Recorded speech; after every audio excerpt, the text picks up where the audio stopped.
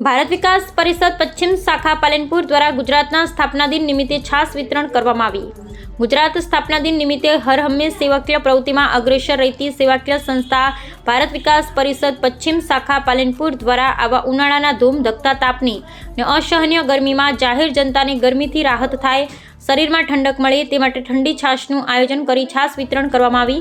કાર્યક્રમ અંતર્ગત અંદાજિત 2000 જેટલી ઠંડી છાશ ગ્લાસ વિતરણ કરવામાં આવ્યા। આ છાશ વિતરણ વ્યવસ્થા તે જગ્યાએ કરવામાં આવી હતી કે તે જગ્યાએ શાખાની ઠંડા પાણી પરબ જ્યાં ચાલે છે ત્યાં જ કરવામાં આવી હતી। આ પ્રસંગે મંત્રી અલ્પેશભાઈ મહેશ્વરી, ખજાનચી નીરવભાઈ મૂઢ, મહિલા સહભાગિતા સોનલબેન મૂઢ સાથે સેવા પ્રકલ્પ બ્રાન્ચ કન્વીનર યોગેશભાઈ જોશી સાથે શાખાના મોટી સંખ્યામાં પુરુષો તેમજ મહિલા સભ્યો હાજર રહ્યા હતા।